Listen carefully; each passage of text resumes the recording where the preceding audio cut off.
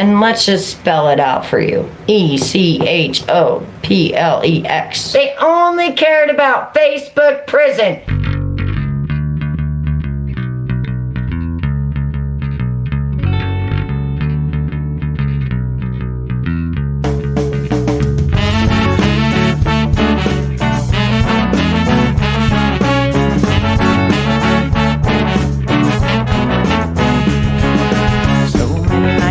In this world, accessible of kindness and ethical blindness. So please excuse my sarcastic tone. I'm a bit underwhelmed by the sample shown.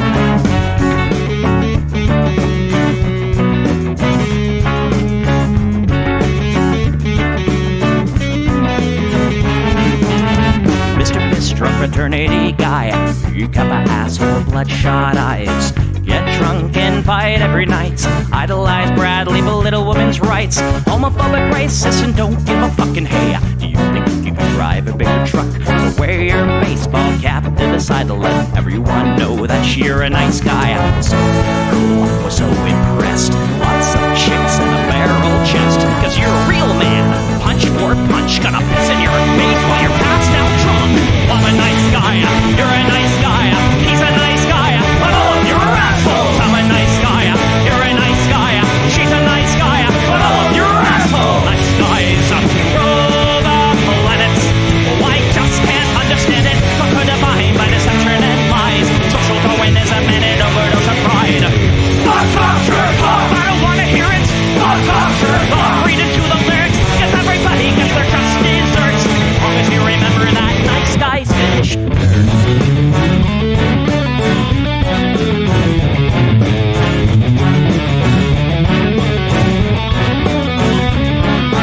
Mr. Whitebeater, you're next on the list. Such a nice guy who speaks through his fists. Prick with a penchant for messing with heads. A broken nose for dinner and breakfast in bed. Alcoholic, paranoid, and suicidal too. But you'll probably kill her before she gets away from you. She's losing her blood and crying. All your friends say that you're a nice guy. Have a drink, this one's on me. Look, you're doing fine, losing to your disease. Comatose, I'll pack your bags. Bury you like a tree that guy. Oh, I'm a nice guy, you're a nice guy. We're all nice guys, but all of you are assholes. He's a nice guy, she's a nice guy. Hey, Tom Bone's a nice guy. All of you are assholes. Nice guys rule the planet. The public benefit. Put a body by deception and lies. Social Darwinism and an overdose of pride. Fuck off, jerk off. I don't wanna hear it. Fuck off, jerk off. Read into the lyrics. Don't let the fucking pill quench your thirst. As long as you remember that nice guy's finished first.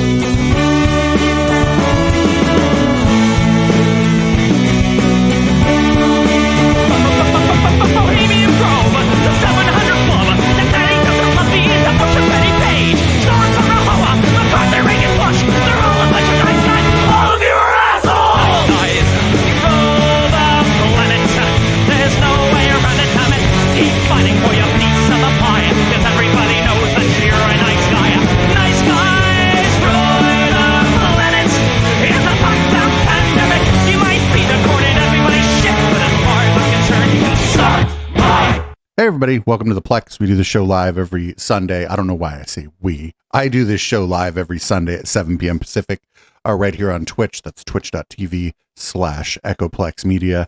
It's also simulcasting to YouTube and Facebook, but it's not like people watching there have a lot of friends to chat with. So best place to watch is Twitch. If you want to support this project, you can do that at eplex.store, pick up some merch, or get a monthly membership. With a monthly membership includes some discounts on the merch, and of course, all the podcasts that you might be listening to on Spotify, Apple Podcasts, etc. You get the entire audio and video capture of the show, including the post game, sent to your email the next, I would say morning, but that's a lie. That would be the afternoon. You can also get the full show at Patreon, patreon.com/EchoPlex. And I don't know, you can go to the website and click the support tab. That's echoplexmedia.com, and you can find other ways to support this project there. Of course, telling your friends and your enemies about this show also helps. I'm Producer Dave. You can find me on Grindr, and this is what the people want. I don't hate the cops. There's a person inside when the truncheon stops. Oh, don't hate the cops. Oh, when the raiders come, who will protect the shops? Don't hate the cops.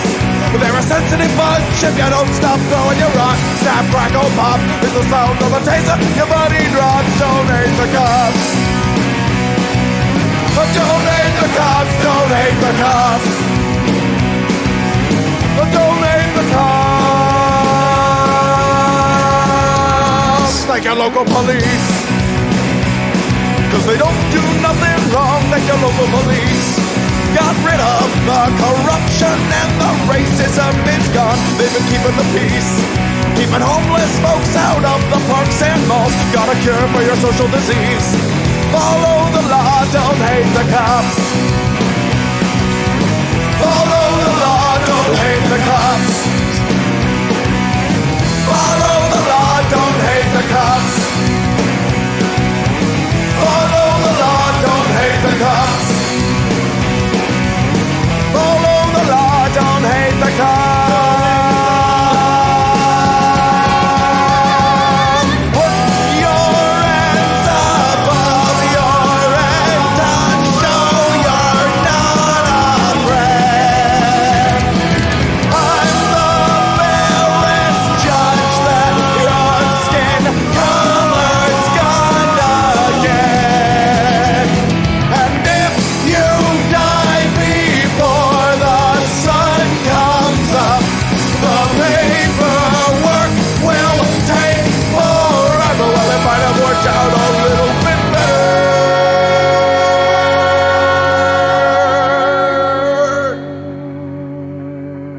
if you didn't hate the cops. Cause they don't do nothing wrong. Don't hate the cops. You can't blame them for just doing their job. Don't hate the cops. Well, you gotta wonder, how much would it cost for you to be shot at and stabbed at by maniacs and drunks? Don't hate the cops. Don't hate the cops. Don't hate the cops. Don't hate the cops. Don't hate the cops. Don't hate the cops. Don't hate the cops. Don't hate the cops. Don't hate the cops.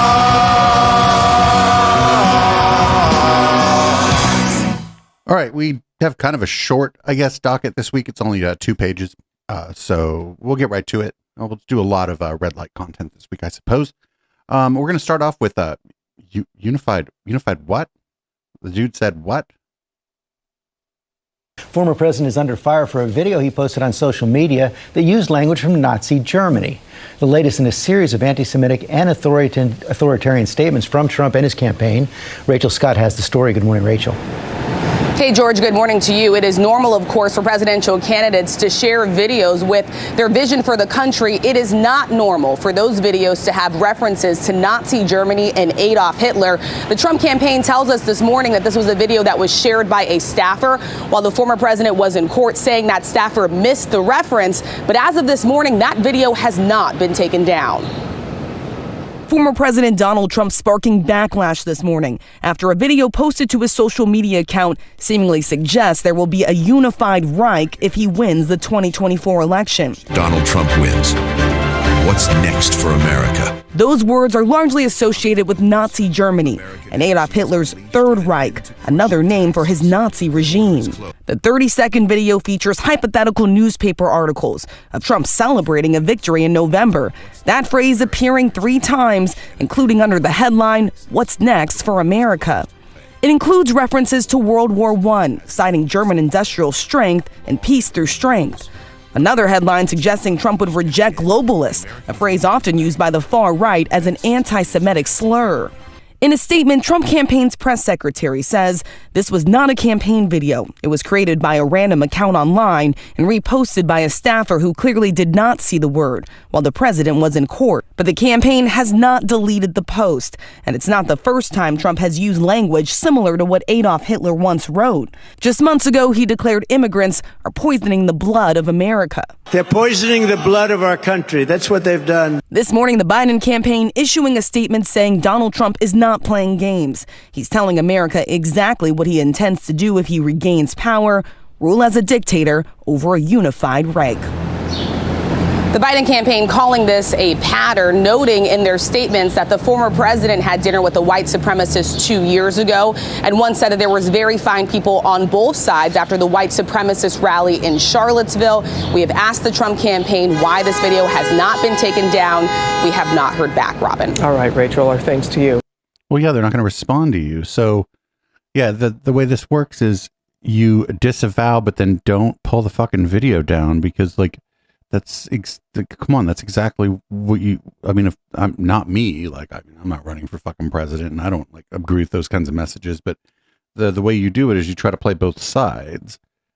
I don't think that there's like a significant number of people who are Nazis in this country, but I think that there are enough people who think it's fine and think it like triggers the libs or whatever to use that kind of messaging that it's worthwhile maybe for him to shore up the support among those people and hope that they get out and vote, because this election isn't going to be decided by popular vote. It's going to be decided by a few thousand votes in a few states because of the fucking electoral college. And this is all kind of calculated. I don't like the way the system works, but you know, this is how they're going to do. Up next, we got Scaramouche. In 2020, in May of 2020, when Donald Trump was president, over 100,000 Americans had died of COVID. Why isn't the Biden campaign focusing on the first few months of 2020 and the numbers of people who died of COVID when the then president of the United States was telling people, just go drink antifreeze, it'll go away. Summer's coming, it'll go away. So again, I can just give you my opinion on that because I'm not close to their campaign, but I think that's a tough thing to say, because a lot of that stuff was outside the president's control, and the president himself, meaning President Biden, knows some of that stuff is situational. We can personalize it onto President Trump, but I don't think they want to do that any more than they want to take personally the inflation. If Donald Trump was president of the United States today, this would be Trump's inflation. We have a tendency to personalize onto presidents what is in fact cyclically situational. And I don't think Mr. Trump, Mr. Biden, you pick the president, you know, look, were things mishandled? Certainly. But that was a really tough period of time in the United States. I don't think they want to go. Anthony, I would say he did lie to the American people about the existence of COVID for quite some time. And if you listen to the tapes that Bob Woodward took, people died. Talk about the lies. You know, he's been in the courts, Mika. They say that he's a rapist. You have 12 people in a civil court, not a criminal court, that said that he is a rapist. I would be talking about things like that. The lying. He's been defined as a rapist by a civil jury. Those are the things I'd be bringing up over and over again. I think the deaths, are something that I think they're probably trying to be careful of. The lying, no question. The other facts about him, no question. Pound him every day on those facts. So that's actually, I mean, it's right in a way, but it also kind of doesn't matter. Like, I don't know if that, like what I'm saying here, if I'm like even sure how to say what I'm saying here. It doesn't really matter whether or not it's right to like blame the president for the deaths. If you think it's going to land, then fucking do it, because it's a fucking election. It's not like, it's not like you're not submitting a paper for fucking scientific review and shit. But I just, anytime Scaramouche is in the news, I kind of like Anthony Scaramucci. I would like to interview him. Good for him. And good for him for staying relevant and staying on TV. I hope he's doing well on, what is that website that, I hope he's doing well on Cameo. Up next, the Libertarian convention was this weekend. I found out from chat that we have we have a nominee for the president of from the Libertarian Party. It's somebody whose name you don't know, you don't care about, and you're going to forget about pretty soon. But let me tell you, they weren't happy that the former president was speaking there. Tell Donald Trump to go fuck himself. Hear, hear! Yes! Standing ovation for that. We are a libertarian convention looking to nominate libertarians. We do not need to give that time to non-libertarians. This is not a GOP cuckolding convention. Fucking nobody today and nobody to root for. Wow. Yeah, fucking nobody to root for here, but I'm here to watch the shit show. There's so much more of this. Here is I think this is just a different angle of the same thing we just watched, but we'll watch it again. Fuck it. We'll watch it again.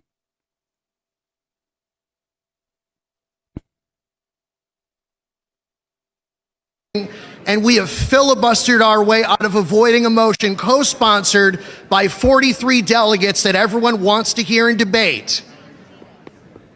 Mr. Dosbach. Oh my God. Well, point of order.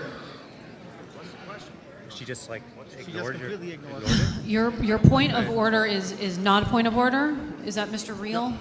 Yes, it is. It's not a point of order, and I'm going to continue with. You're going to alienate 43 co-sponsoring delegates. You're going to. The media sees you doing it right now. Mr. Dosbach? No, yes. Because the vote, it's 29 people who. Ms. McGardle, I'd like to propose that we go tell Donald Trump to go fuck himself away from here. That was my motion too. We are a libertarian convention looking to nominate libertarians. We do not need to give that time to non-libertarians. This is not a GOP cuckolding convention. Whoa, that's weird. Please settle down. I move to vacate the chair. Point of order. I move to vacate the chair. This isn't a fucking GOP cuckolding convention. This is so fucking. This is amazing. This is absolutely amazing. Up next, we got here's I believe this is Congressman Mike Lee. He's speaking at the Libertarian Convention, and he's telling them that they should. He's talking about the former guy, and well, I don't like that either. Check this out. Of powers. Donald Trump may not agree with you on everything, but I can tell you he will agree with you a whole hell of a lot more than that nutball in the White House or anybody else on the ticket. I encourage you, take a listen to Donald Trump, support Donald Trump, restore the Constitution. Thank you very much.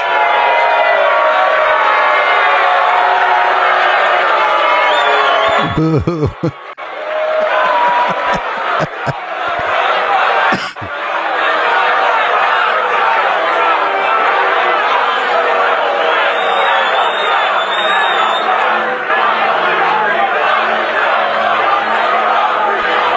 Moments away from Donald Trump taking the stage.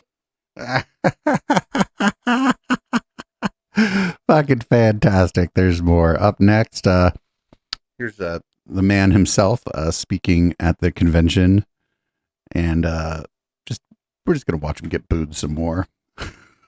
We're just gonna watch him get booed a bunch. This is fantastic. I'm glad we didn't have to sit through this whole fucking thing. We can just watch the clips of it. Wrote an article yesterday in which he mentions just some of the things that make me a libertarian without even trying to be one. That's nice. D-Roy wrote, Donald J. Trump will address the Libertarian Party at its national convention on Saturday. The Libertarian Party should nominate Trump for President of the United States. Whoa. That's nice. That's nice. Only if you want to win. Only if you want to win. Maybe you don't want to win. Maybe you don't want to I mean, they're not going to win. Their nominee's not going to win. We got more. Here is more of his speech to the Libertarian Party. Every time he mentions himself, they just fucking boo. It's so fucking amazing. He could have just run as a libertarian in 2016. Wrote an article yesterday in oh, which that's the same clip. Sorry about that, everybody. Things that make me a libertarian. This is how live streaming works here. This is when you don't watch everything before your show because you don't have time or because you're lazy. Here's him saying they're going to get maybe 3%, which that's actually pretty optimistic for the Libertarian Party. I don't think they're going to get 3%. That's nice. That's nice. Only if you want to win. Only if you want to win. Maybe you don't want to win. Maybe you don't want to win. Thank you, D-Roy. Thank you. No, only do that if you want to win. If you want to lose, don't do that. Keep getting your 3% every 4 years. The reasons for doing so. I mean, he's not wrong, but 3% is like on the high end, right? But they're like a independent political party. They're not going to nominate the Republican nominee. Like that, they're just not going to do that. Up next, we got Marjorie the Gathering. She's going to be talking about apparently Merrick Garland issued a kill order for the former president. I was unaware of this, but apparently that's something that happened. That's the problem, Dan. Republicans in Congress don't have a spine because if they did, we would be impeaching Merrick Garland. Merrick Garland basically issued a kill order for President Trump. That raid on Mar-a-Lago should have never happened as a standard normal practice. Like they're claiming it's totally okay that they did that. It wasn't okay. Donald J. Trump is the former president of the United States and the Republican candidate for president this year in 2024. He should have never had his house raided. Wait, why? Melania Trump's bedroom raided. Barron Trump's bedroom raided, all of their personal items. They stole President Trump's medical records, his passports, and other important personal documents that President Trump had to get back. But here's the... So it wasn't a raid; it was a search. They effected a search warrant, and the people at Mar-a-Lago were notified prior to the search warrant being executed. This was not like a raid like you see on fucking TV or whatever. Up next, we got here's somebody actually asking that Ted Cruz please answer the fucking question. This is amazing. I was stunned when I saw that this happened. The election, you were the first senator to object to the votes. Mm-hmm. In 2024, will you certify the election results? Do you plan to object, or will you accept the results regardless of who wins the election? So Caitlin, I got to say, I think that's actually a ridiculous question. It's a yes or no question, though. No, it's not. Let me explain why it's a ridiculous question. It's not a question. You've ever asked a Democrat that? Of course. What Democrat? But what Democrats? But hold on a second. What Democrats challenge it? What Democrats? I know. I've been down this road many times. But no Democrat. You cannot compare the two situations. We have talked about that. We've seen the audio of that when they protested on the Senate floor. But hold on a second. But has you ever had a sitting president who refused to facilitate the peaceful transition of power, refused to acknowledge that his successor won the presidency? So, A, we did have a peaceful transfer of power. I was there on January 20th. I was there on the swearing in. Barely. B, if you look at in 2000, Democrats went to the Senate, or 2001, Democrats went to the Senate floor and objected to George W. Bush. In 2004, they went and objected. And what did the president do? In 2016, Democrats went and objected to Donald Trump. And so... Look, and what happened in 2016? Because I remember a guy named Joe Biden was vice president, and he went to the Senate floor and certified the votes. So do you Am I wrong? So you're asking, will you promise no matter what to agree an election is illegitimate regardless of what happens? And that would be an absurd thing to claim. Like, we have an entire election law system that people challenge elections. Elections get overturned. Voter fraud gets proven. That happens all the time. And the media engages in this weird game post Donald Trump that you insist no voter fraud has ever existed. Why does every state have laws in place to challenge voter fraud if it occurs? The media Why do you have doesn't- election challenges? This isn't a game. There was no It is a widespread game. voter It is, fraud. you only ask Republicans that. You because ask it was Republicans who tried to block the transition of power. You have to acknowledge that. So- we've never seen it on a scale of what happened in 2020, and we've never seen the president refuse. He wouldn't even let Joe Biden get classified briefings at the beginning. I recall that. So my question for you again, free and fair election, will you accept the results regardless of who wins? Look, if the Democrats win, I will accept the result, but I'm not going to ignore fraud But was there regardless fraud of in what happens. 2020? Of course there was fraud in No, 2020. there wasn't, and you still objected. You know for a fact there was zero voter fraud. Really? What's your basis for that? Show me your evidence. We've spoken with Governor Kemp. They did 3 hand recounts in the state of Georgia. The director of CISA said that it was the safest, most legitimate election. But in you're United saying zero States voter history. fraud occurred. That's what These you are just said. Nothing that would have changed the outcome Okay, of that but that's a election. different statement. But no, it's not. Because if yes, it wouldn't it have is. changed You the said there was no voter fraud. there was no voter fraud that would have changed the outcome of the election, and you know that, Senator. So what I know is that what I stood on the Senate floor and objected, what I called for, I'll tell you, I wrestled with what to do in that circumstance. And the reason I wrestled with it is because I think there was significant voter fraud in 2020. And You wanted the 10-day commission, I know, but was there voter fraud that would have changed But the do you know outcome why of I the wanted a election? 10-day commission? Because I tried to look, I'm a Supreme Court litigator. I argue cases in front of the Supreme Court. I know.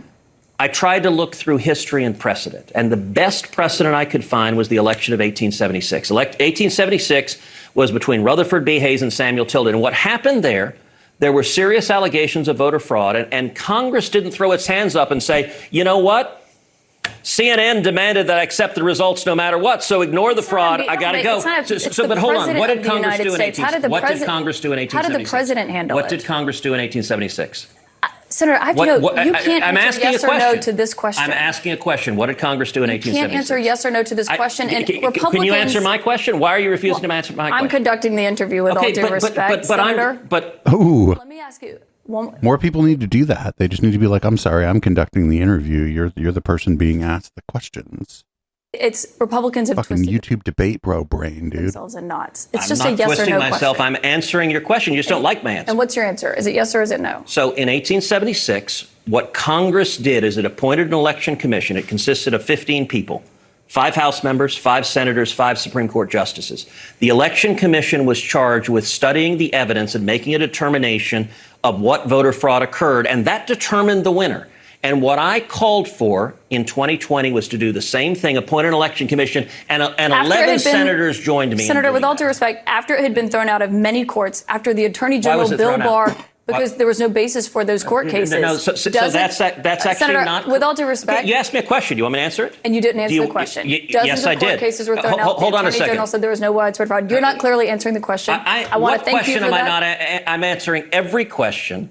I think the country would have been a lot better off with a determination of what evidence of voter fraud there was that occurred, and instead the media didn't want to hear it and insist voter fraud never occurs. You ought to go back and look at the Carter Baker Commission. It was the Attorney General, and my question was about it was the media. It was CNN that relentlessly pushed that propaganda. And by the way, what never propaganda? holds. That there was no widespread fraud in the election? That voter fraud doesn't exist, and anyone who says it does is wearing a tinfoil hat. That is propaganda. And by the way, you never asked Hillary Clinton this. You never asked Stacey Abrams this. You never asked Al Gore this. With all due respect, and every Senator, one of them with all due said respect, the Senator, Republicans who won were illegitimate. I haven't had any of them on my show. We'll talk to them, but I don't remember there being a president who was refusing to turn over the transition of power and facilitate it. And Trump didn't either. Joe My Biden question was became on 2024. president. You did not answer it. Let me Thank say you a for coming final. on the Let me show. say a final Senator point Ted for you. Cruz, You we're said out of they time. haven't come. Thank you very much, My Senator opponent, Ted Colin Cruz. I like this. We're out of time. You just cut him off. Fuck yeah. Thank you very much. Much more. Like, that's how you have to handle this. I know that like one of the problems in like TV journalism particularly is like the access, right? Like these people want access, but that was handled pretty well. So he was doing a bit of a Mott and Bailey, right? He was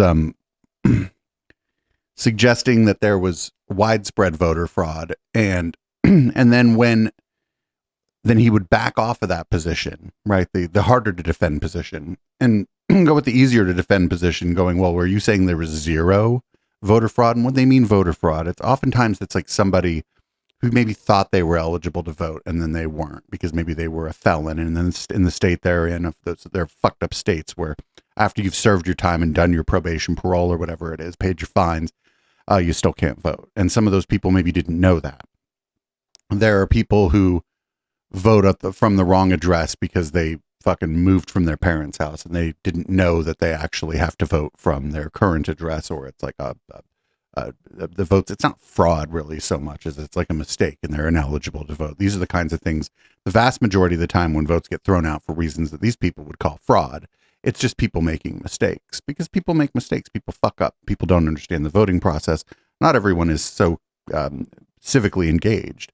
And so these things do happen, but they're minuscule, and there's never been a case where these things happening would have turned an election, like not a presidential election. I mean, there might be cases where these would turn some local election because much smaller amount of people voting, but that's not what they're talking about. And so good on the interviewer there. I forget her name. I know that like when she first got to CNN, a lot of libs were mad, kind of because she's like a conservative, or I think she's a conservative. But she was asking good questions, and I like how she was just like, oh, right, well, you're not going to answer our questions, I guess. Thank you for coming on my show. That's like how you kind of got to do this. It's fucked up, and you probably do end up losing access, but that's the way it goes. Up next, I didn't know Ben Carson was still alive, much less allowed to go on TV, but here we are. You know, several Trump allies on that very point have been asked this very question about the country and saving the democracy. Republic, if you can keep it. Some have given a definitive answer, others have not. So I wanted to give you an opportunity to have your say. Will you accept? But wait, this is assuming that it matters what Ben Carson thinks, because Ben Carson isn't in the Senate, isn't a governor, has no job in the government where he would be able to effectively block anything. I don't even think he's popular enough that it matters. Like, you know what I'm saying? I don't think he has a big enough like audience just more broadly that he could go out there and influence anyone to do anything. So I don't know why they're asking fucking Ben Carson anything. Results of the 2024 election, regardless of who wins, yes or no? I will accept the results if it's done in a fair and transparent way. Do you have reason to doubt that it would be done in a fair and transparent way? Well, let me put it this way. In the 2020 election, there were a lot of irregularities. I think everybody on both sides should be aware of that and should be working to try to satisfy that. Well, the empirical, and frankly, I know that you're somebody who is drawn to that. There is no evidence of widespread voter fraud that would have changed any result in the 2020 election. Does that suggest to you that the elections and our democracy remain intact? The fact that there are so many people who are skeptical should raise questions for us. The fact that a country like France outlawed general mail-in balloting in 1975 because they said there were too many opportunities for mischief that just could not be controlled. You know, these are all things that we should look at. We're smart people. We can put a man on the moon. We can figure out a transparent way that is satisfactory for the entire population, not for just one segment thereof. Do you think that we shouldn't do mail-in ballots? I think mail-in ballots for people who can't get to the polls are appropriate, but I think having an election season versus an election day is a mistake. Why is that? Because there's too many opportunities for mischief. I think that actually, and I know it would be hard to staff up for this, but I've never liked the idea that there's just one day if you have to vote, if you're going to vote in person. I've never liked the idea you should be able to, like, Monday, like a Tuesday or a Wednesday through Saturday, you should be able to go to the polling place. Maybe there's different polling places open. Like, you're not able to do it all those days, but there should be more than one opportunity to vote in fucking person. I've never liked that at all. I also think if I can do my banking on my phone and transfer large amounts of money, I don't know why you shouldn't be able to vote on your phone with some kind of like thumbprint or something. It was all very dumb. And yeah, I like that his use of the word mischief is very funny there, right? I wish he would have just said fuckery. That would have been more fun. Up next, we don't cover this a lot, but I did think this was interesting. George Snuffleupagus has interviewed Benjamin Netanyahu and actually asked him about the allegations of war crimes in Gaza. So let's see how that went. We have Israeli Prime Minister Benjamin Netanyahu in the wake of the top prosecutor for the International Criminal Court seeking an arrest warrant that alleges war crimes in Gaza. I want to bring in the Prime Minister right now. Mr. Prime Minister, thank you very much for joining us this morning. You've been accused of using starvation as a weapon of war. I know you've called that decision by the prosecutors outrageous. The prosecutor responded to that yesterday. I want you to listen to what he had to say. Israel has every right not to give succor to Hamas. That is not contested. Israel has every right and indeed an obligation to get hostages back. But you must do so by complying with the law. The fact that Hamas fighters need water doesn't justify denying water from all the civilian population of Gaza. Your response? Well, I think this is absurd. This is beyond outrageous. He said that we deny water. Yeah, and he's making a totally false accusation here and everywhere else. We are supplying now nearly half of the water of Gaza. We supplied only 7% before the war. So, well, why is that? Completely opposite of what he's saying. Well, why is that the case? Saying that we're starving people. You know, we have supplied 500,000 tons of food and medicine with 20,000 trucks. This guy is out to demonize Israel. He's doing a hit job. He's creating a false symmetry between the democratically elected leaders of Israel and the terrorist chieftains. That's like saying after 9/11, well, I'm issuing arrest warrants for George Bush, but also for bin Laden. Or after in World War II, well, I'm issuing arrest warrants for FDR, but also for Hitler. It's a hit job. It's not serious. He's out to defame Israel, and he's also pouring gasoline on the fires of anti-Semitism that are spreading around the world, because he is attacking the one and only Jewish state and trying to handcuff us, preventing us from exercising responsibly through the laws of war as we obey them and we are subordinate to them. He's saying we're not.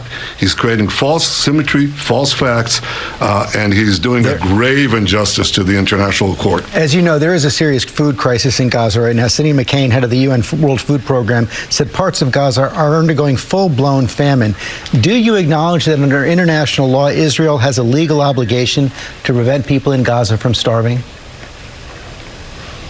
Well, we certainly have an obligation to enable trucks to go in, and as I said, we've enabled 20,000 trucks to go in. We just fixed the roadbeds to enable those trucks to go in, and 500,000 tons of food and drugs. So who's stopping this?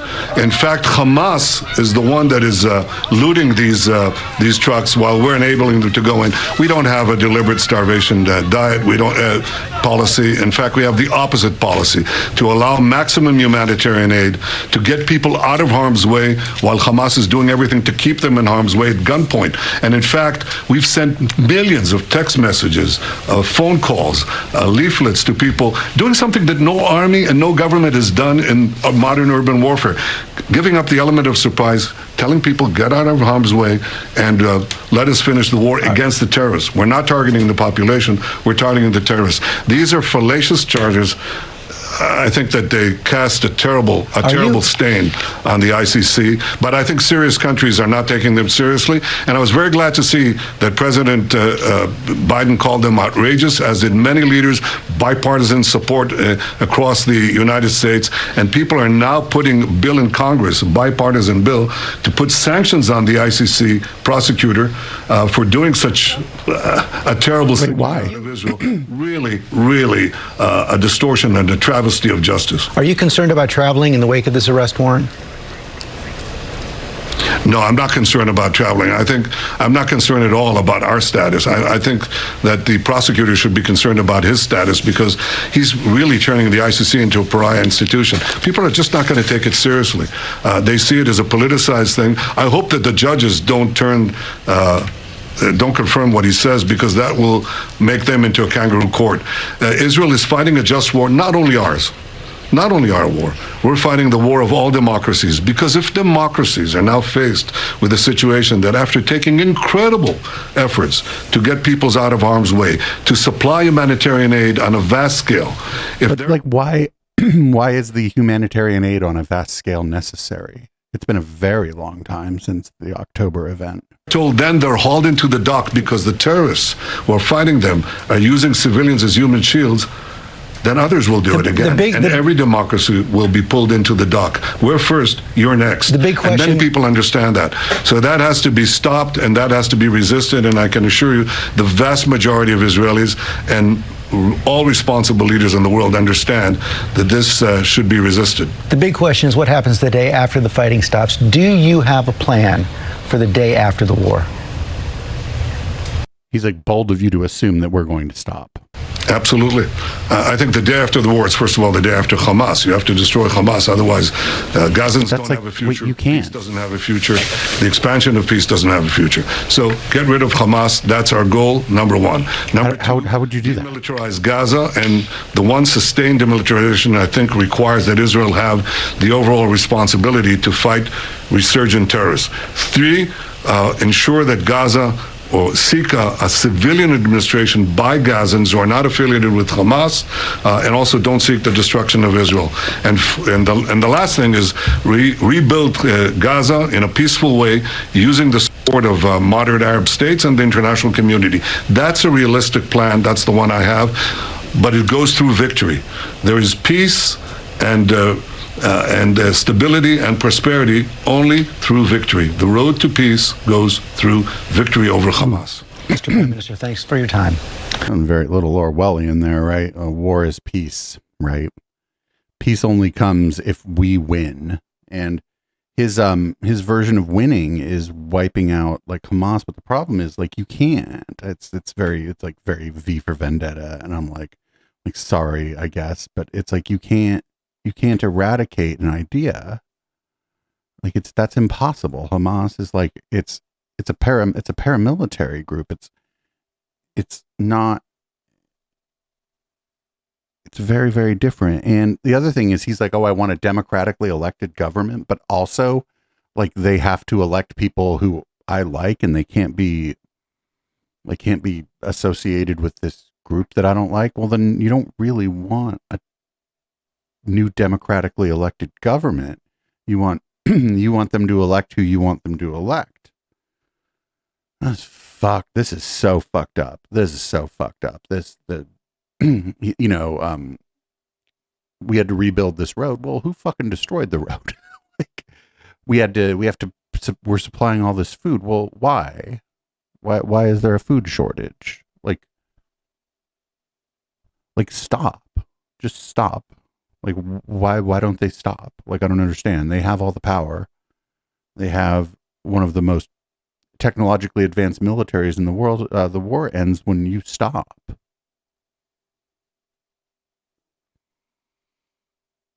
Up next, so every once in a while, Jesse Waters will have somebody on his show who he thinks he's going to just make fun of, and then they end up fucking dunking on him. And that's, I think, what happens here. You're saying a lot really fast, so we have to write this down. You said listening, holding. Listening, yeah. Nurturing, did I miss nurturing? Bringing nature, going out into nature is really great because take nature them into nature. Okay, listening to them, holding them, taking them on walks in the woods. Am I missing anything else? Asking them what they need for support. Asking them what they need for support. Okay. Mm-hmm. This is big advice. And I think being vulnerable. Oh, that's the deal being killer. vulnerable. I think men. Oh, come on. I'm teasing. You got divorced, Jesse, right? I'm sure you had a couple of nights where you were sad and where you felt lonely. Yes, you know, I think that everyone needs to feel the most comfortable vulnerable man to feel. you'll ever meet. But we have to go. You're a good witch, and we love you, Johnny. Did you hear? She was like talking to him like he was a fucking child. She was like, this thing, and this thing, and this thing. And he was just talking over her. He was not interested in any of that shit. Fucking dude, Jesse Waters is one of the dumbest fucking people on Fox News. He's got one of the most popular shows, I think, if not the most popular show on Fox, which is pretty crazy. Up next, here's J.D. Vance going to explain racism and its effects to all of us, because we need help. We need help with that. Here's I think the most destructive part of this entire victim mentality that you see taking over the Democratic Party and represented in Biden's speech, Larry, is I think one of the healthiest things, the best things that we can tell our young people is, whether you were dealt a great hand or a crappy hand, you should feel gratitude. Nobody is made better by feeling like they are a victim and they are owed something. We got to tell people to be thankful for what they have, whatever it is they ultimately got. And I think that's just such an important lesson that all leaders should be teaching. Joe Biden, unfortunately, is teaching the exact opposite. Yeah. Oh, we should just tell everybody to be thankful no matter what their lot in life is. Just be thankful. Just everybody be grateful for everything. That's really dumb. I'm curious what Kudlow said after that, but I feel like Kudlow didn't really say anything interesting after that. That's probably why it got clipped there. Up next, here's Fox's The Five, which is, I thought it was because there was 5 people, but apparently it's because it's on at 5. Anyway, they were talking about the district attorney in Portland, Oregon, and Greg Gutfeld just couldn't help himself but to decide to talk about trans people, which is, I guess, pretty dumb. This isn't working. Oh, there it goes. Okay. The live show, everybody. Things don't always work correctly. Here we go. You look at crime, immigration, identity politics, you see a pattern emerge. Without a self-policing mechanism, a governor, within a party, the entropy of disorder unfolds continuously. With crime, thanks to no cash bail and decriminalizing theft, it went in one unstoppable decline. Immigration, demonization of border policy, you see a decay in one direction. Identity politics, through the fallacy of the victim mindset, we have grown men identifying as women in women's sports and in women's prisons. So, what? Okay, that doesn't have anything to do with, like, the problems in cities. I guess that's where the transes live, but that doesn't have anything to do with any of the problems that happen in cities. It's so fucking crazy. These people are so fucking crazy. I don't know, like, I don't even know at this point, like, short of, like, everybody being just like them, what would make them happy. I'm just completely unsure. In addition to the Libertarian Convention, did y'all know that there was also a Texas Republican Convention? We're not going to play a lot of it, but here's a clip that I thought was a little bit interesting. We are in revolutionary times today. Over the last 50 years, the Communist Democrat Party has taken over our primary education system, our colleges and our universities, our entertainment industry, and our state and federal bureaucracy. Now is the time to engage and to go on the offensive. We are so lucky to be alive right now.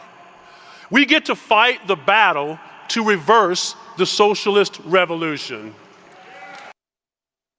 Oh, well, there we go. I thought about pulling more clips from that, but it was just real bad. Now, if y'all remember, we sometimes on Public Comment, our show where we watch like local government meetings, sometimes in Maricopa County, we see people up there complaining about what's going on in the Republican Party at the Central Committee meetings, which for us, we were like, well, why is this the county's business? Well, apparently in Arizona, I guess the county has something to do with appointing with like verifying the appointment of the members of the party central committees. Apparently the Democratic Party in Maricopa County just kind of has their shit together and isn't doing stuff like this. You're a fucking asshole. We're not listening to it. Get your head out of No more rhinos in this place. No, you shut the fuck up. No more rhinos in here. He's got a motion. I have a motion. Oh yeah, you want to do it? I have a motion. You want to do it? I have a motion. You want to speak? You want to fucking go? Keep an emotion on the floor. This is so funny. Like the This is why, this kind of stuff is why I guess we've been seeing, when we watch the Maricopa County Board of Supervisors, we've been seeing people come in and like whine to the Maricopa County Board of Supervisors, because every time they have like a meeting, like a central committee meeting for like the different precincts, I guess it's like a shit show like that. And so they're like going in and tattletaling to the fucking Maricopa County Board of Supervisors about it. But I don't think there's much the Maricopa County Board of Supervisors can do about what we just watched there. So we got a couple palate cleansers this week. Here we go. This is this one's about can I interest you in a one night stand? This is so funny. I was wondering if any of you would be interested in one night stand. We don't know. Oh my Would you be interested? God. No. You know, you can have my cock. I'd have to give you a cream pie, though. No! You want a cream pie? Oh, what a nice guy. What a nice guy. And those people were like, yeah, that's very, very funny. I'd never thought about that. Just carrying around a nightstand and being like, how about one night stand? Super cute. Up next, we got the best sport ever. I didn't know this, but apparently there is a pillow fighting championship. I don't know if any of the people here are from the Bay Area, but there used to be like a big pillow fight in Union Square. I think it was on Valentine's Day that they do the pillow fight in Union Square. This isn't nearly as cool as the big pillow fight in Union Square, but look, they've got like a ring. They got like a ring and everything. This is fantastic. Sign me the fuck up.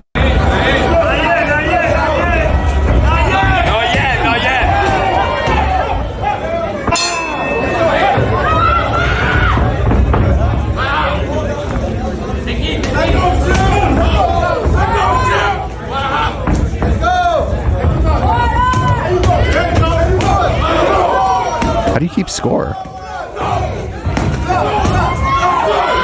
I could watch hours of this. Ooh, good shot. Ooh, good shot. I'm rooting for both of them, as long as they have fun.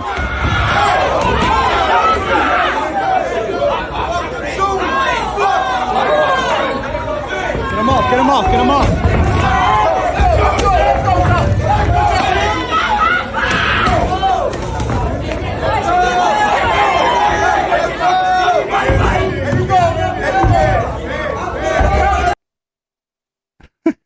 Fantastic. I like the pillow fighting championship. It's way better than the MMA. So those were our two palate cleansers. That was totally fun. Up next, we got how to be a trad wife. Apparently these are like two like influencers who are in like some kind of traditional style relationship, and they have a podcast. I've been seeing a little bit of them over the last few weeks. I don't remember their fucking names, and I don't care. But here's, I guess, how to be a trad wife. I wouldn't have let you walk out until my point was conveyed that you do what you're supposed to do, whatever I tell you to do, because that's your job, is to submit, do it with a smile on your face. I don't care. And I wouldn't have let you leave. I would have, you would have had to eat whatever mean things I would have said.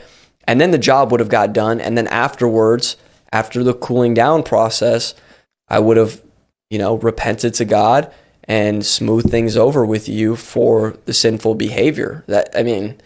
That's how things would have went down. Whoa, that's a fucking strange fucking conflict resolution strategy. Girl, get out of that relationship. My fucking God. All right, up next. So apparently there's a place called Millersville, Tennessee. The police chief there is apparently fucking pilled. Here's a local news hit about that. Investigative reporter Phil Williams first came across Sean Taylor's wild conspiracies while investigating controversial Franklin mayoral candidate Gabrielle Hansen. Now Taylor has emerged as a player in another local drama, this one playing out north of Nashville. And Phil, you say you've just got to believe, you got to see to believe some of these things that are happening in Millersville. That's right. I spent hours and hours watching his videos, including one where he expressed his support for the completely bogus QAnon conspiracy theory that falsely claimed Democrats had kept child sex slaves locked up in a pizza parlor in Washington. Now the man who influenced Gabrielle Hansen has become Millersville's conspiracy cop. And it's easy to shift all the blame. I just happened to arrive at a time where everything was starting to crumble. When Gabrielle Hansen was running for mayor of Franklin last fall, she gave voice to political conspiracy theories so bizarre If you were deemed mentally unfit, as most of us would be, that residents were often left wondering where she would get such ideas. Now in a recent podcast interview, can you explain your recent near-death unprecedented attack and who you believe was all behind that? well, I don't just believe, I know who's actually behind it. Hansen has pointed to a source for some of her claims. So first, let me bring on who you guys know. Sean, it looks like you're prepared for something, man. What's up here? This is Gabrielle Hansen's source. We discovered hours and hours of videos where Sean Taylor has appeared on podcasts associated with the widely discredited QAnon conspiracy theories. As I found out that it wasn't just district attorneys, I found out it wasn't just judges. I found out that it went a whole lot higher than that. There he shares his own bizarre speculations. You got Obama. Can you see that? Oh no. What the fuck?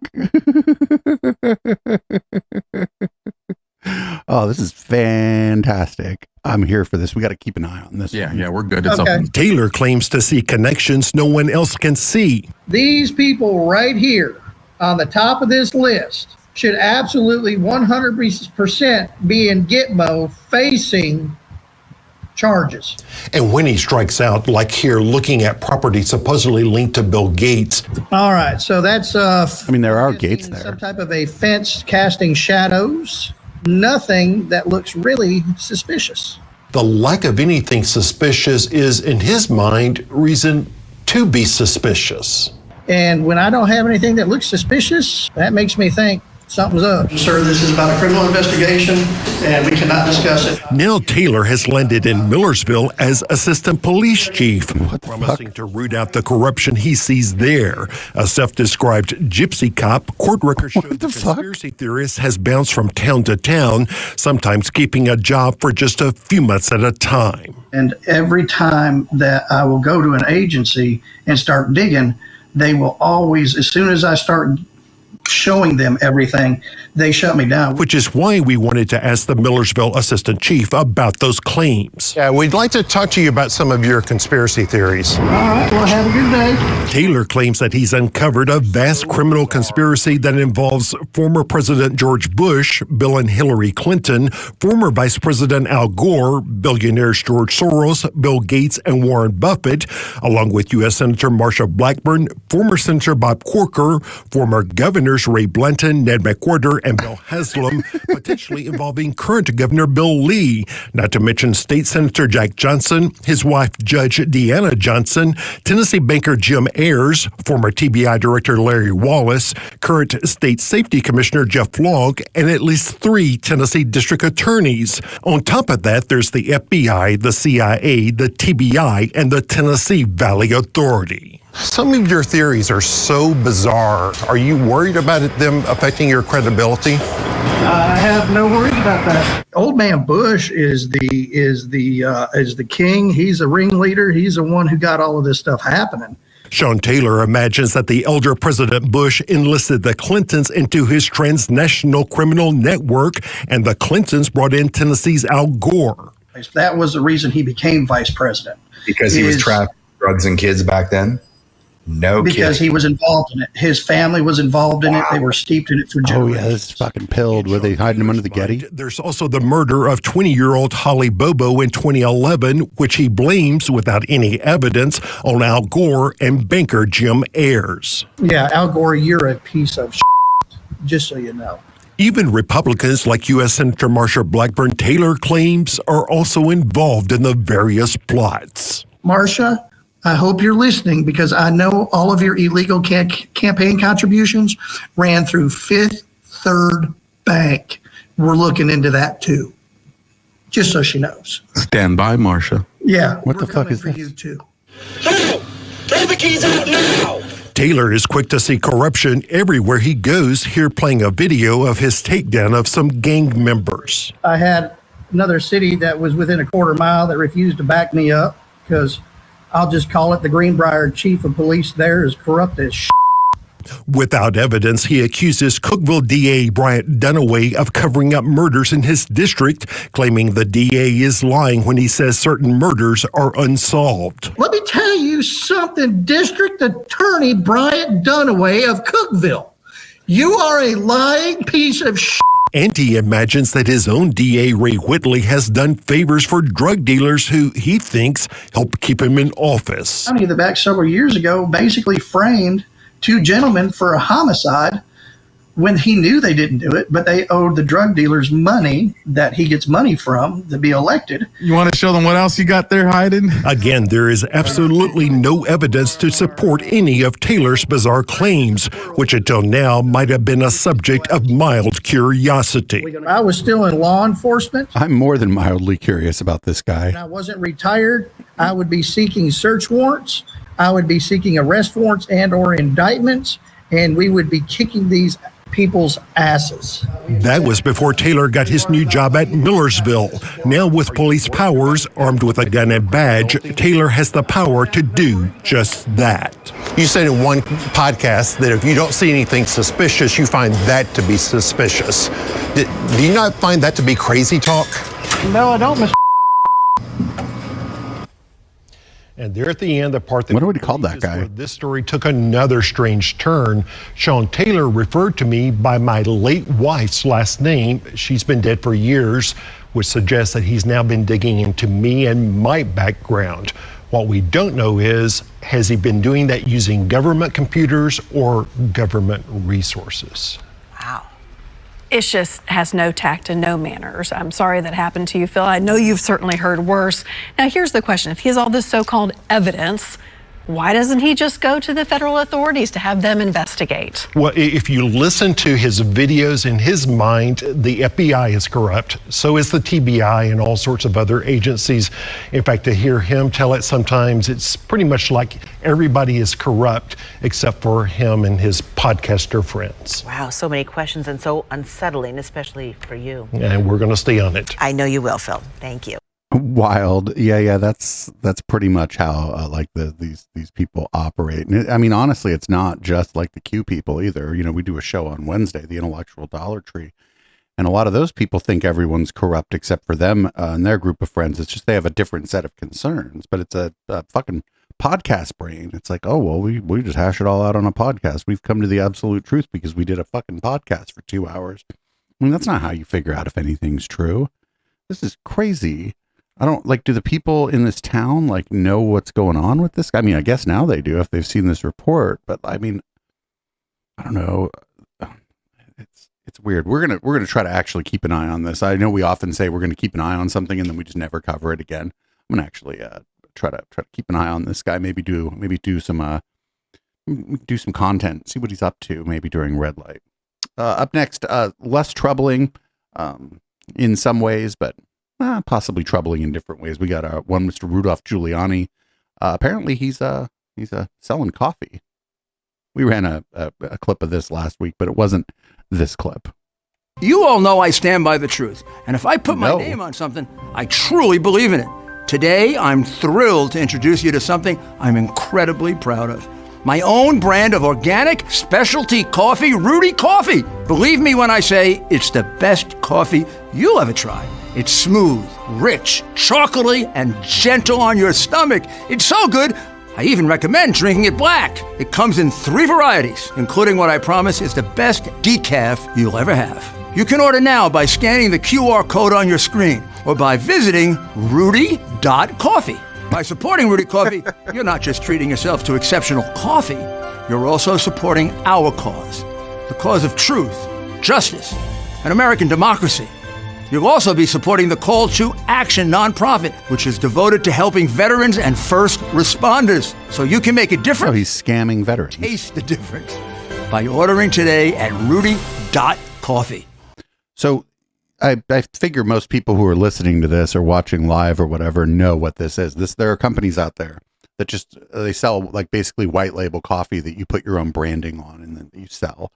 I am as sure as I can be that that's what's happening here. I don't think that he started a coffee roasting company. Like, for example, like we have Fourth Wall as our a merch provider, and I could have coffee. I don't think that's a wise thing for me to do to promote myself because it's a consumable. Shirts and mugs and stuff are better because like you keep them, they're durable goods, but I could do it. You wouldn't think that I had started a coffee roasting company if all of a sudden I was trying to hut coffee. So I don't know why anybody would think Rudy started a coffee roasting company. He's just, it might even be the same coffee that, what's his name? Jeremy from the Quartering uses. He calls it coffee brand coffee. It's easy. You can white label almost anything. You don't even have to have, you don't even have to have stock of it. They'll like print the bag the coffee comes in and ship it for you. Like that's almost certainly what's going on here. And I'm not even sure that his Rube audience is really going to be falling for this and buy a bunch of the Rudy brand coffee. I bet it's overpriced and not very good. Up next, we got Elijah Schaefer. He's like, but racism is good, actually. And here's why. The thing is about being racist and why racism is actually good, and people don't understand this, is racism was a tool that our ancestors, and everyone have developed. And racism is a disingenuous statement because really what they do is they're accusing white people only of being discriminatory. But discrimination is one of the most effective tools for public safety. I mean, part of the reason why our soldiers wear different uniforms is literally so you can discriminate who's your ally and who's your enemy. What the fuck? These words have been given negative connotations, but they're not negative, and we can't let them own them. Without discriminating, I mean, you go to the supermarket and you discriminate between what fruit looks good and is ripe and what doesn't. I mean, the idea of discrimination itself is literally your greatest effective tool towards living a quality life.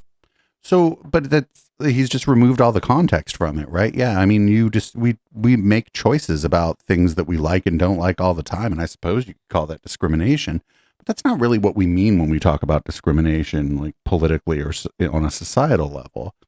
It usually means unjust discrimination based upon preconceived notions that we have, discrimination, based on like race, sex, gender, sexuality, religion, those kinds of things. When it comes to like hiring, or when it comes to the way the police treat you, and that's a very different thing than like, oh shit, this tomato looks rotten, I'm not buying it. First of all, the tomato doesn't have any feelings; it's technically already dead, and you're not arresting it. Or offering it a job. I mean, you could be offering it a job in your spaghetti sauce, I suppose, but most people use canned ingredients for their spaghetti sauce. But it's so dumb. It's so dumb. And also, like when we talk about racism, we're talking about systems that, like on like like a societal level, make it harder for certain groups of people to do certain things. It's not like discriminating. Like we also discriminate on who our friends are going to be, who we want to date, all of those things. Hopefully we're using, factors other than race or religion or whatever. But like, for example, I discriminate against straight people. I'm gay. I probably wouldn't have a good relationship with a straight person, like a romantic relationship, but that's a very different thing. Up next, we got Peter McCullough. We haven't covered him a lot lately because he's usually pretty boring. He's one of those COVID grifters, somebody whose name you probably didn't know until he started on this anti-vaccine bullshit during COVID. Here's him telling you that there's just going to be a tidal wave of diseases because of the what he's probably going to call the mRNA shot here. Dr. McCullough, over 80% of Americans ended up getting at least one COVID vaccine shot. Many others, there's a lower percentage that got the boosters, but over 80% of U.S. citizens got at least one shot. What do you say to them? Yeah, I think about a third of them are perfectly fine, according to the data by Schmeling and colleagues. It really depends if you had any initial reaction at all. Those had a mild reaction, they're probably okay. But from our CDC VSafe data, we think about 7.7% of Americans could be in big time health trouble. That number may seem small, but when you apply it to the population, it leads to a large number of individuals. These individuals need to seek doctors who are actively working in the vaccine injury space. My practice is almost exclusively that. We have detoxification protocols, things we can do. Oh, no. Begin to lessen Yeah, you're grifting. We understand they need to go see their nearest grifter. the burden of the spike protein in the body. Fortunately, they're natural products, nattokinase, bromelain, curcumin. We're working on protocols to help people avoid and then treat, if needed, large blood clots, protocols to help people reduce the risk of myocarditis, cardiac arrest. We have to really shift our entire healthcare, system towards those who have been injured with the vaccines. It's going to be a tidal wave of diseases in internal medicine: cardiovascular, neurologic, immunologic, thrombotic, and now, unfortunately, oncologic or even cancer. So what they're going to do as time goes on, they're going to start blaming more and more of this stuff maybe on the vaccine. But these are some of the diseases you mentioned are just diseases of old age, like cancer, particularly, right? Everybody's like, cancer rates going up. And it's like, well, yeah, it may be, but a lot of it's because people are living longer and eventually something got to kill you. So it's going to be like cancer or heart disease for most people. And so that's just like, that doesn't mean, it's almost meaningless, right? That the cancer rates are going up. Because you're not like, if cancer rates were going up among 30-year-olds, that might be something interesting, but you never hear them say that. They're always just saying, and it's not this particular clip, but they're always talking about how like, oh, all these diseases are, becoming more prevalent, but it's like, well, these are diseases of old age. So people are getting older. So last week, I believe, last week, was it Sunday? I think it was Sunday that we watched this. I think the media joined us for Red Light, and we watched Bill Barr sort of go after Bill Maher. And so Bill Maher, he was like, well, I got to find somebody really dumb so I can go on their show after what happened to me with Bill Barr. And boy, did he find somebody. He found Greg Gutfeld. Mm-hmm. We're not exactly aligned on the most important things, which is basically Trump is someone who does not concede elections. That's the most important thing. Yeah. You don't seem to see it that way. That's the most important thing that's going on in this country. He didn't concede the last election. He's not going to concede this election. You don't know that. You don't see into the future, Bill. I don't see your crystal ball. Yeah, I did, because I was the only one who was talking about that way back when. And everybody said, oh, you smoke too much pot. Turned out I smoked just the right amount of pot. There's no right amount. But can you really picture this guy going, you know what? I lost. That's it. He did. He left. He left because he had to leave, because he couldn't. Yes, but that's how it works. Well, what do you think, he's going to board up the White House? Pull a straw dogs with Dustin Hoffman? Well, last time he thought the other Republicans would back him up. When he called that guy in Georgia and said, I need 11,000 votes. I want you to find He said find. He didn't say create. He said find. Well, that's the same thing. No, it's not. You don't say on an Easter egg hunt, I want you to create some Easter eggs. Boys, we have a show here. All right, Dr. Drew. Okay. Boys. My favorite show of television ever to do was Politically Incorrect. Which you stole. This is exactly what it looked like, except the difference was Politically Incorrect was purposely mixing people with different viewpoints. Which is what we're doing. Tonight. Yes. This is why it doesn't work. Yeah. I'm kidding. No. So, Dr. Drew. Yes, sir. You're really good at diagnosing mental illness. Okay. What is Bill's problem?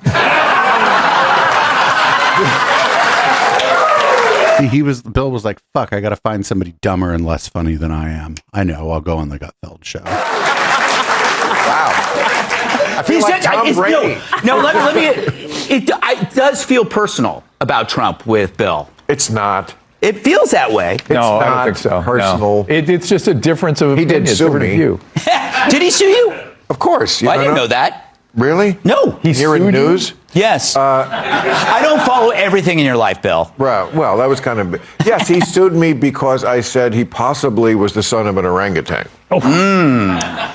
Because we showed the picture. He looks exactly like the hair color. It looks exactly like an orangutan. You know what's... Nobody to root for there, but fuck, man. Imagine like... I don't know. I wonder if like I wonder if I think I'm not alone here. I used to like Bill Maher. I wonder if I was just like misguided or whatever, or if he's changed. I know he's getting older and getting like kind of more like crotchety old man. But I'm sure some of the problems were always there, but I mean, fucking, at least I don't know, at least I guess he's smarter and funnier than Greg Gutfeld. I don't know. What a weird way to end the show. Speaking of ending the show, that's the end of the podcast. Live viewers, stick around. We're going to go into red light. People listening on Spotify, Apple Podcasts, etc., you can get the entire show, audio and video, at patreon.com/echoplex or at eplex.store. Both of those work exactly the same way, essentially, but eplex.store is better because you get discounts on items in our swag shop just by being a member there. And I guess that's it. That's the end of the show, well, the podcast. I will see everyone on the flip side in red light. Up next is Boomers by Periscope.